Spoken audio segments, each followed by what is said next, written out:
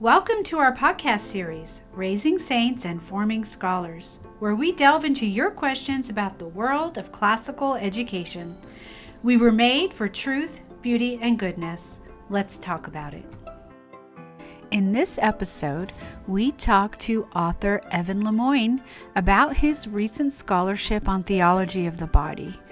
While there's many books on theology of the body, we were interested to talk with Evan about why he feels theology of the body is the answer for believers, but also for non-believers alike.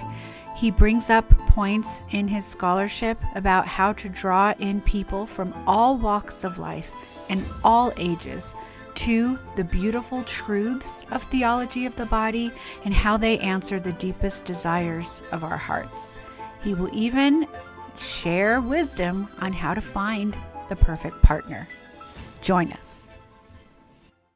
Well, welcome everyone. I have two special guests here so that we can delve into everything theology of the body. So welcome. So first we have Mr. Evan Lemoine. He's a faculty member of the Theology of the Body Institute. He's also the founder of Amar al Maximo, love to the fullest, right? In Spanish. He lives in Mexico. He teaches theology of the body to adults, to young people. He has several books out, one of which Mrs. Lyle's holding. Maybe she could show us. He's worked in 19 countries, and he's here at Holy Child, and he'll be speaking at Holy Child Parish this evening. Also, I have Mrs. Jasmine Lyle with us. She is our local theology of the body expert. She's a Creighton model practitioner. She's taught theology of the body since 2021 at our archdiocese. 2001. Oh my gosh, I took 20 years off of that. Shame on me. 2001. She's involved in pre-Cana ministry, confirmation, and gives chastity talks around the archdiocese. So we're so blessed to have you. Just a little bit about myself. When I taught high school, I just delved into John Paul II and developed a class on theology of the body. So I think it's fair to say the three of us love theology of the body. So that's why we're here together this April morning to talk about your work with theology of the body. So welcome and thank you for coming. Mrs. Lyle, well, I guess I will call you Jasmine and Evan. Mm-hmm. Jasmine and I were looking at your book together. We found it so interesting.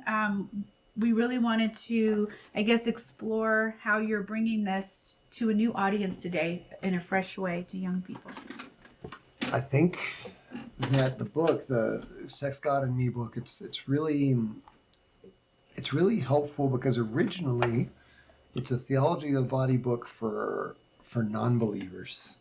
That was the original way that it was put together, and the original title was Sex and Me. Mm. And the editor said, no, I need you to put God in there. And I was like, I've already got the Theology of the Body book. It's called Becoming One. It's already published. I want this to be for the people who don't want to read that one. And he said, I don't care. He said, and so we came to a middle ground where I just put these like appendix things at the end of each chapter where I put in the theological part. But the rest of the book, the main content of each one of the chapters is more of like a logical, rational, philosophical, even psychological explanation with scientific data and everything like that. So we can really understand these topics through our own logic, and it's universally understandable. So I think adding that element in makes it really easier for just about anybody to read the book. And then the parts with the theological dimension just kind of come in much more easily, like just like water into the person. Mm-hmm, mm-hmm. Jasmine, did you have? Yes, I was curious. What was the groundwork that motivated you to do this? I just thought it was very interesting because I did notice it wasn't theologically based, and I was thinking maybe the pulse of the times, because now so many people don't necessarily associate with a religion. Like if you saw the need for that, you were trying to fill that need. I was curious what inspired that for you. To be honest, what inspired it was when I read the book, The Acting Person, which was kind of my Mount Everest for my intellectual It's not career. an easy book. Yeah, it was a big one. And thankfully, the translation in Spanish is very, very reliable. So the one that I read just really hit home. It took me a while to really get into it. And once I really got it, I said, wow, this is so clear, so logical. It's almost irrefutable. Like if you can really read through it and understand step 1, step 2, step 3, and get through it, it's like, if I could find a way to communicate this, I believe that just about every human person, even from like a 12-year-old up, could understand this, and this could be helpful for their search for identity, for happiness, for love, for what dating is all about. So it's kind of a mixture of the acting person, love and responsibility, and the theology of the body, all in one book that's meant for middle schoolers and up. I think it was quite a feat, and I'm really happy with the result. Yeah, very good. How are people responding to it? Great. Yeah, I've sold. I published it just a few years ago, and I've sold probably about 3 times as many of that one that I did of the first book that I published. So very good. It's been very well received. So yeah. I was interested. I saw on page 30, you are speaking to the audience or to your readers to remember that they're the only ones who can accomplish the mission God has given them. Every year when our 8th graders graduate, we give them that famous quote from Cardinal Henry Newman about only I can complete the mission God has given me, and he'll give me the grace to do it. That is just such an important message for our young people today. Well, and for our older people. Can you speak to that? How theology of the body ties in with your own personal mission that God has given you? This is a complicated one because every time I read into the theology of the body, I have to bounce back into love and responsibility. Where the way that Carlos Wojtyła speaks about vocation is very different from most other Catholic authors. So it's in line with the magisterium and everything. It's just a different way of understanding it. So he leans away from anything that could even like have a tinge of determinism, where it's like God already kind of wrote the script and you just have to like follow the choreography.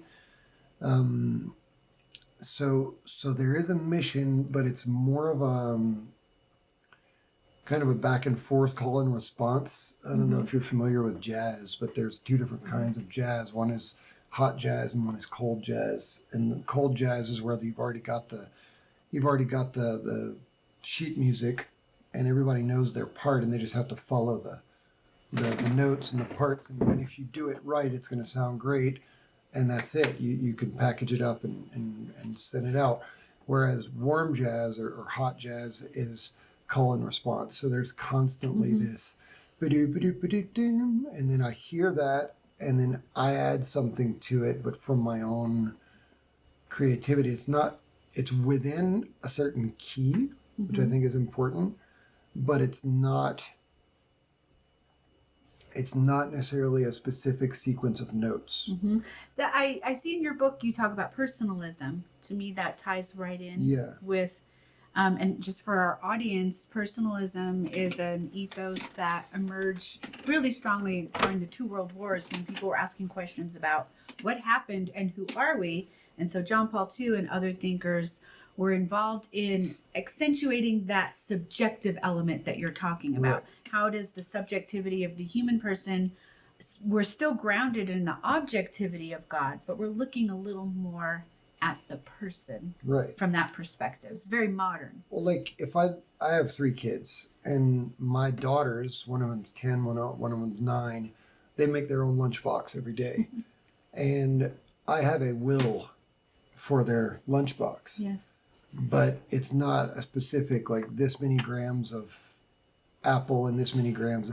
But I will tell them I need there to be at least a protein, a fruit, and a dessert. And so I think God is a lot more like that. Yes. So it's like, that's not God's will. Well, that means it's either sinful or extremely suboptimal. But I don't think it's like this. God's will is you need to take 3 steps to the right and then turn around. Yeah. It's not a Right. Mm-hmm. it's a much more spontaneous collaborative Mm-hmm. effort. Mm-hmm. And so that means that mission is somewhat open-ended. Mm-hmm. Our mission is to love and be loved. Jean Paul II, Caro Wojtyła in Love and Responsibility, even talks about vocation and mission being a constant, like, recalculating until getting more Yeah. and more direct path toward God. He speaks of it that way. And so I think I got to be careful with that, because I know that that can go against what a lot of people believe about God's will or mission. But he would probably say that our mission in life, is where we put our talents and our passion at the service of the needs of others. Mm-hmm. So that would be like the protein vegetable dessert thing. So Yeah. that's like the basic combo. Right. And the way that you live that out is a collaborative effort where you can talk to God about what you like and what you want and what you dream, and he cares. That's the amazing thing about personalism, is all of a sudden God does actually care about who we are and what we dream and what we desire, and he always wants that to be at the service of our good and the good of others. But he's not going to impose this Mm-hmm.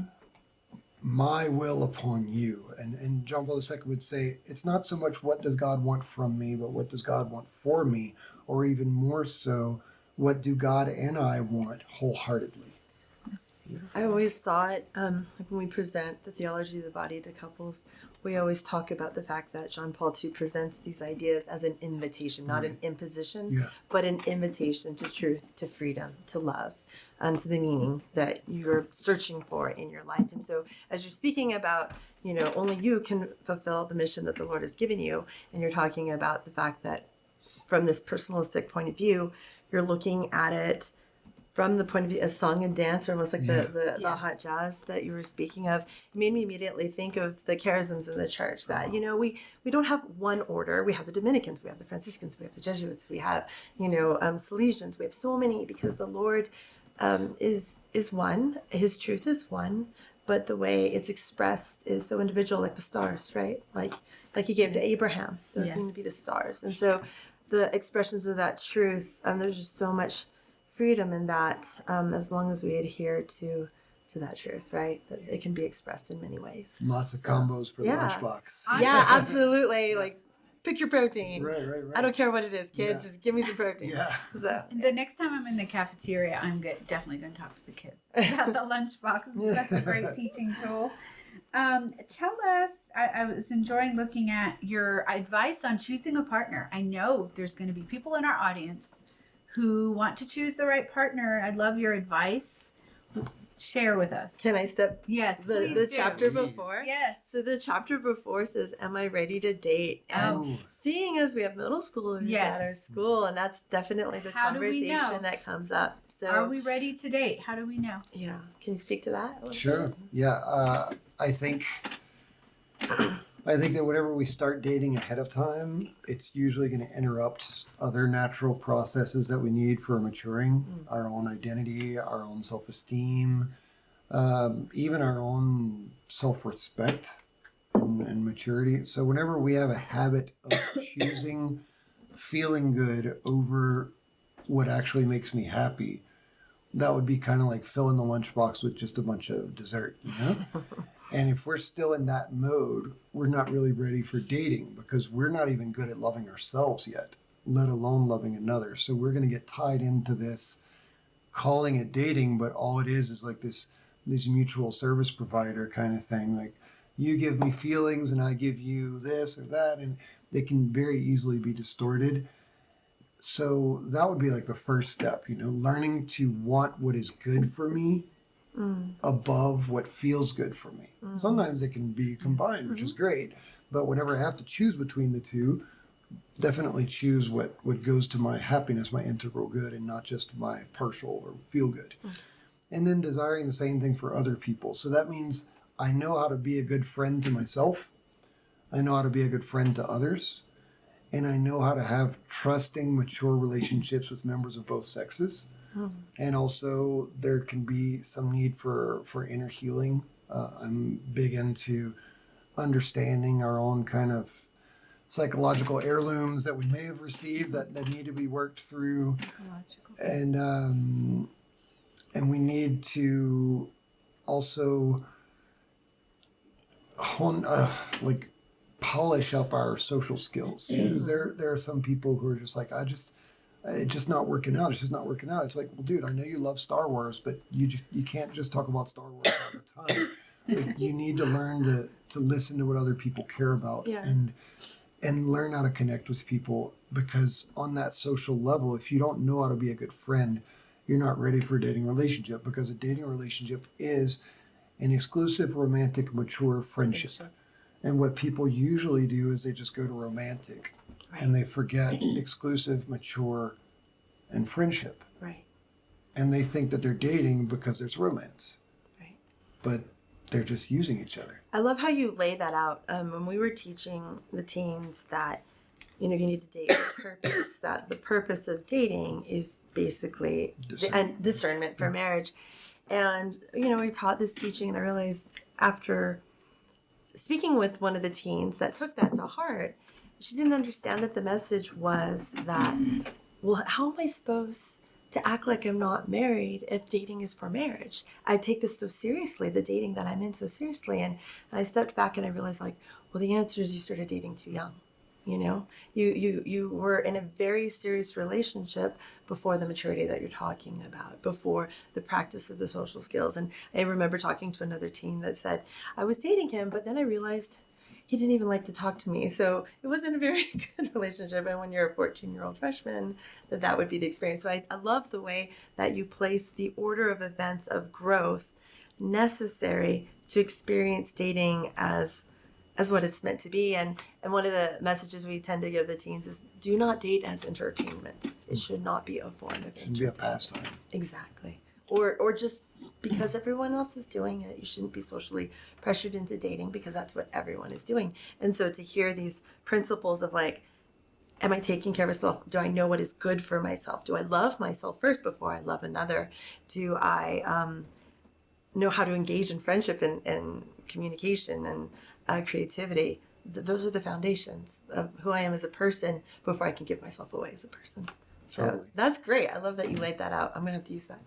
Do you have practical advice for that young person out there who doesn't know how to talk or socialize?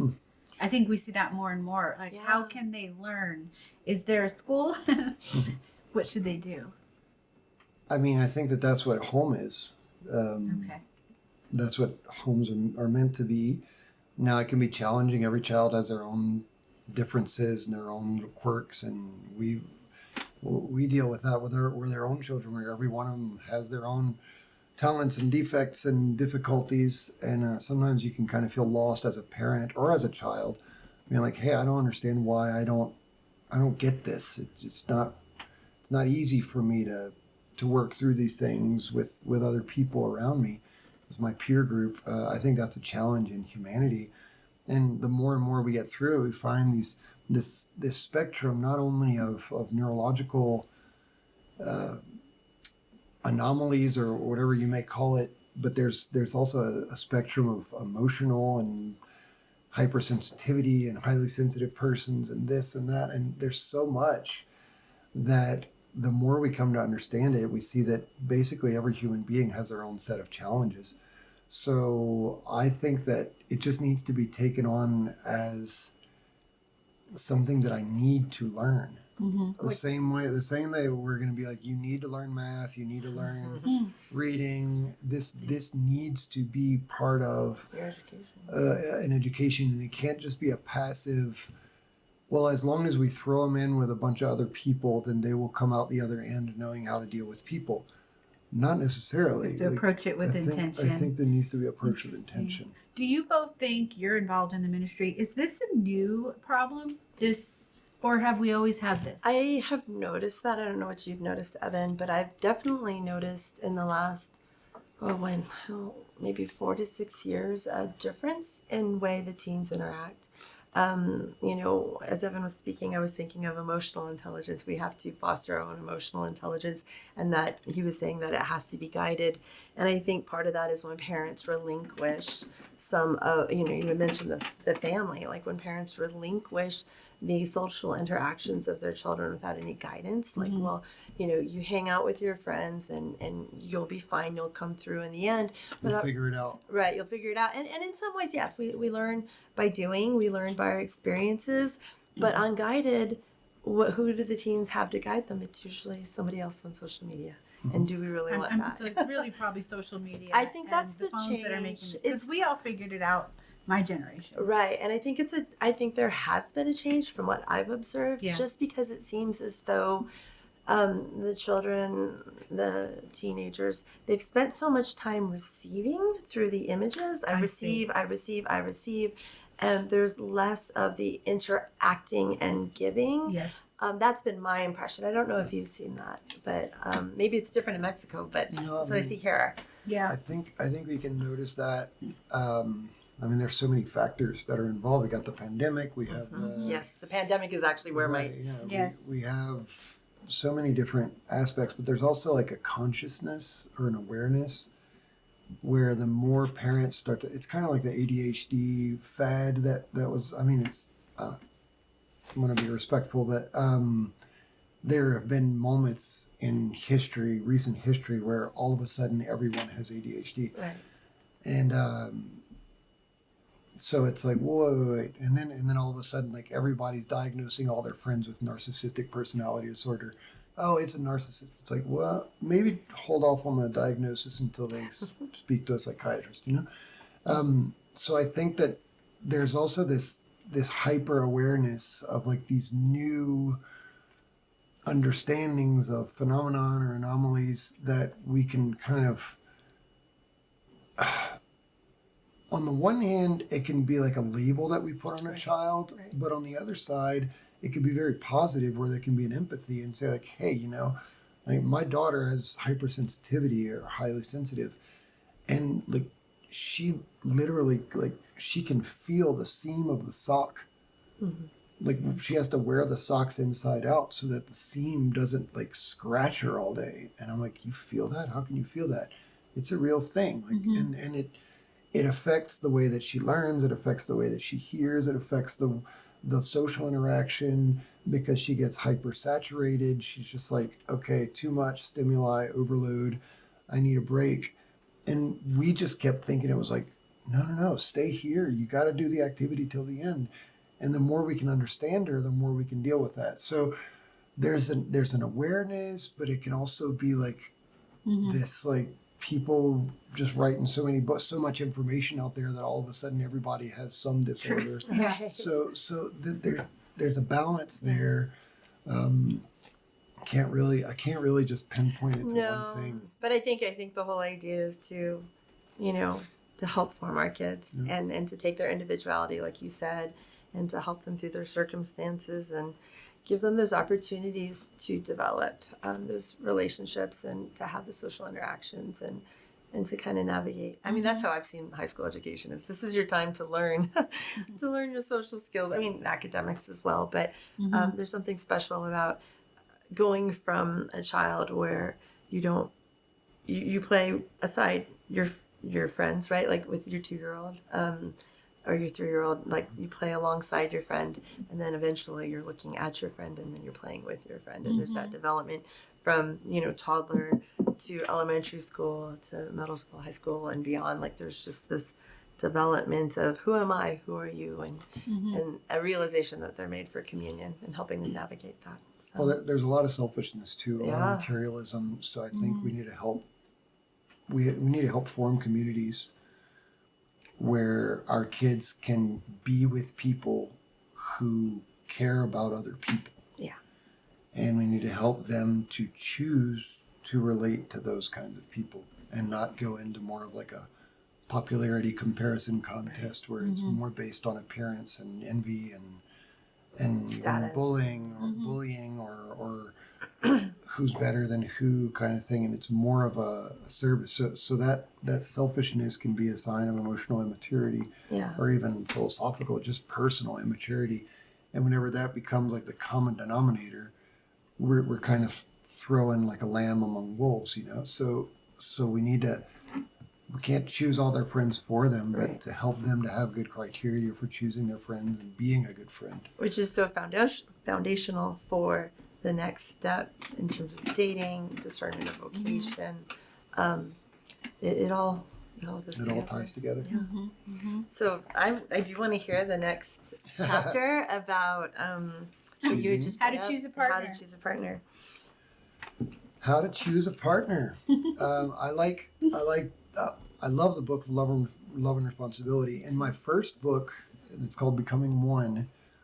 At the end of the book, there's an appendix. It's like a 40-something page long appendix about dating.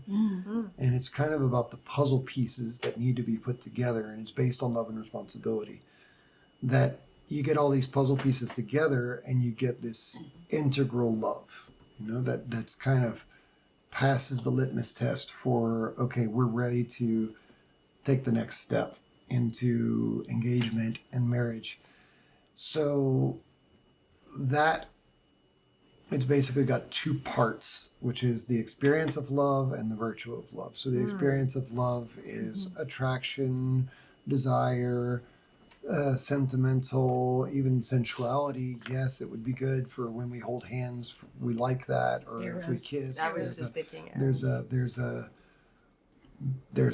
chemistry there. There's a sympathy. Sympathy, not in like a feeling sorry for somebody or compassion, but rather whenever we experience that chemistry. Like he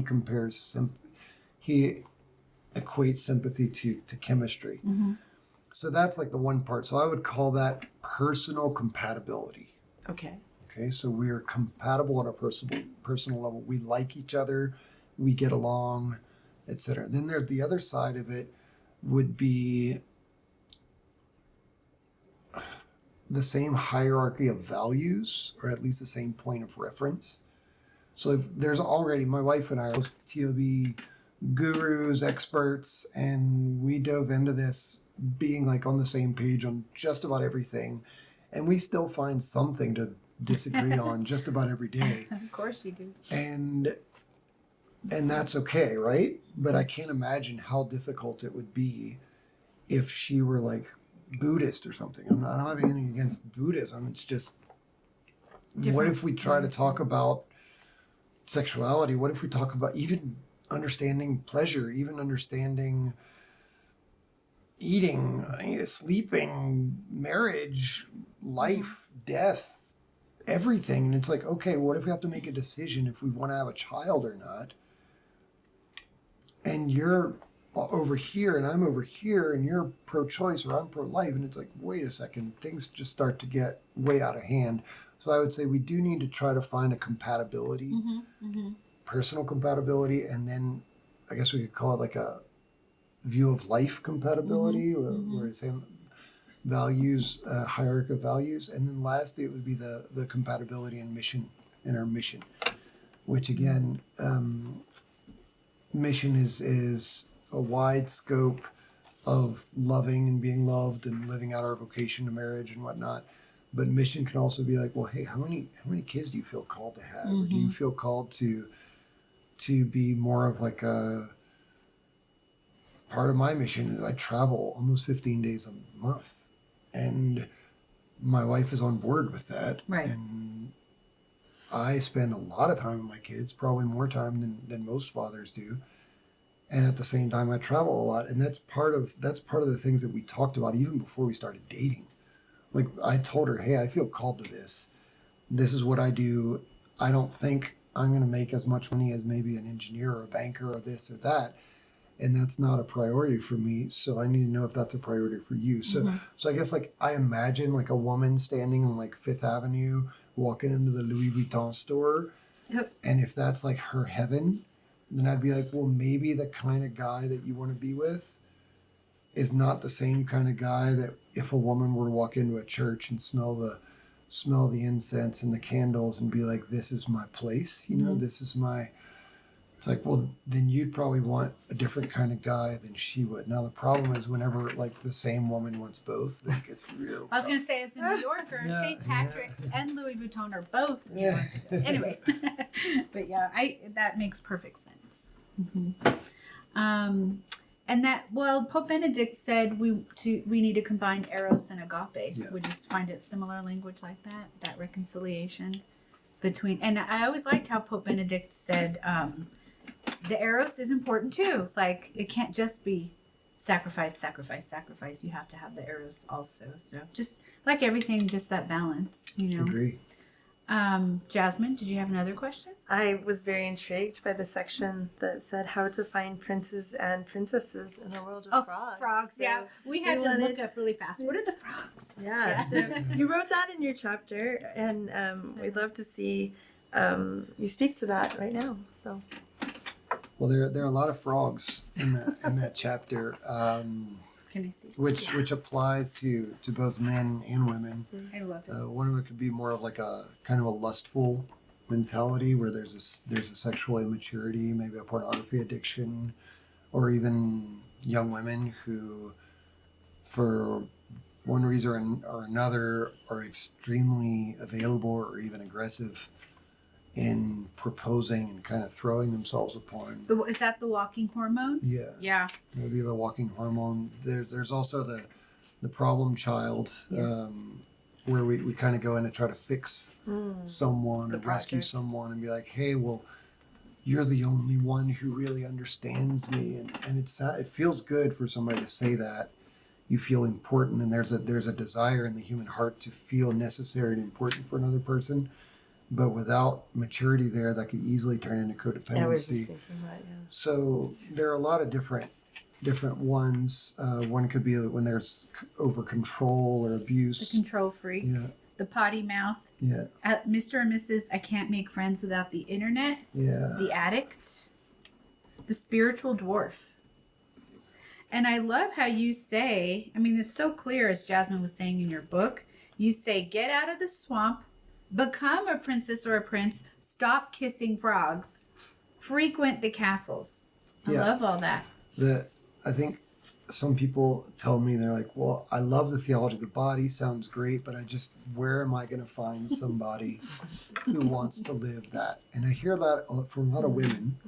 Yes.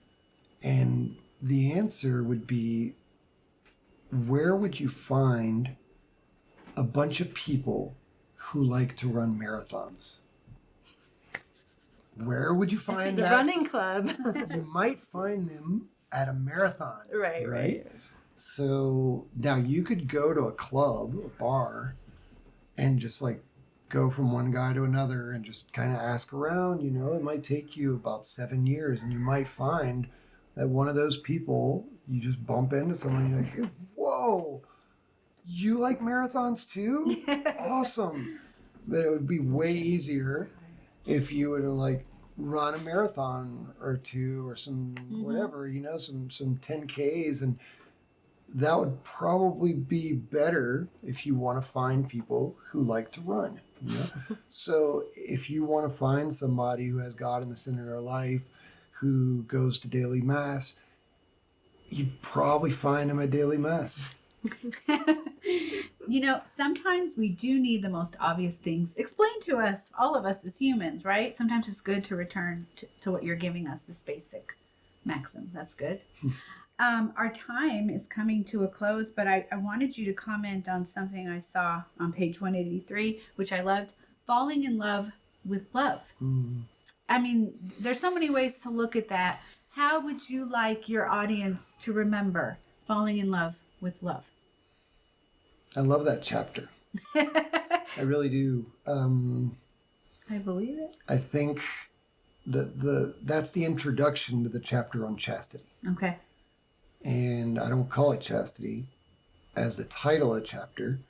I call it winning the battle for authentic love, or reconquering authentic love, because that's what chastity is. Chastity is, let's say chastity is fresh water, whereas lust or codependency or mutual use is kind of the saltwater version of dating or relationships or romance.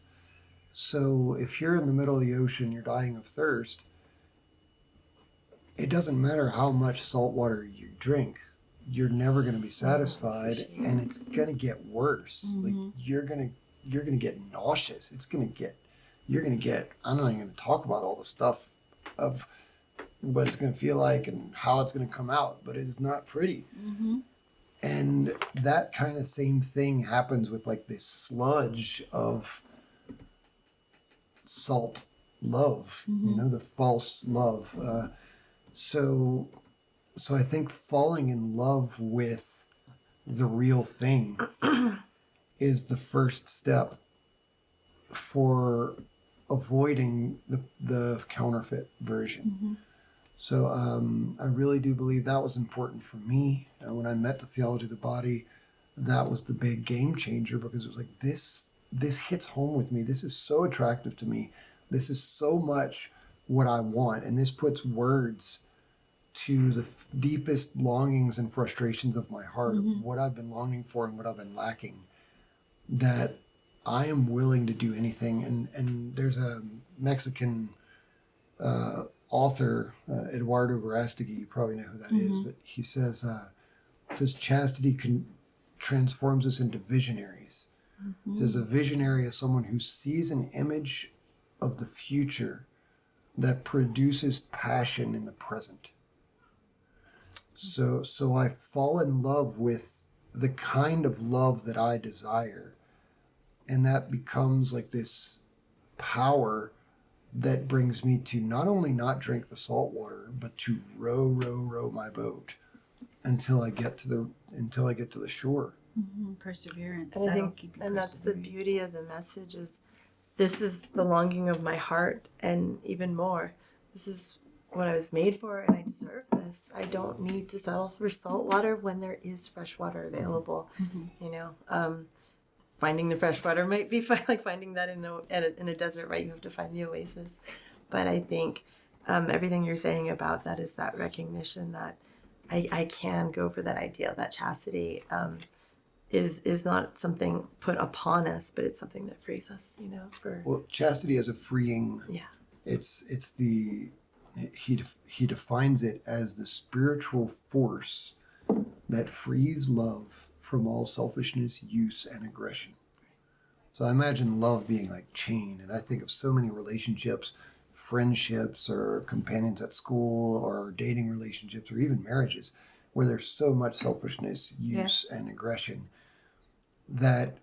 that's a lack of chastity. So when I ask people, like, raise your hand if you would like more use, selfishness, and aggression in your relationships, everybody's like, no thanks. And I'm like, that means that you want a chaste relationship. They're like, no, I don't. I'm like, you just don't know what chastity is.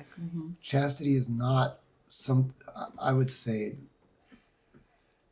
chastity always means learning to love more, not learning to love less. So me as a married man, being chaste does not mean not seeing, recognizing the beauty of other women, or not loving other women. It means loving them in a fraternal and a virginal way.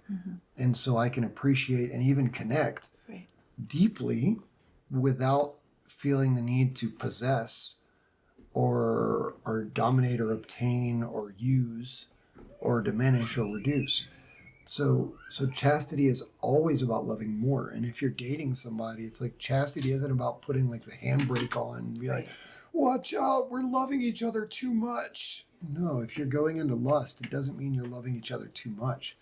It means you're leaning more into the feel good than you are into the seeking the good of the other. So basically, love is saying, I'm willing to sacrifice my pleasure for your happiness. And use is saying, I'm willing to sacrifice your happiness for my pleasure. So chastity is helping me to continually move out of that and choose your greater good, our greater good, over our feel good. Amen. Amen. That's profound. I think you both have given our listeners a lot to think about. So, Evan, Jasmine, thank you. Thank you. And Thank you. thank you, listeners, and we'll see you next time on Raising Saints and Forming Scholars.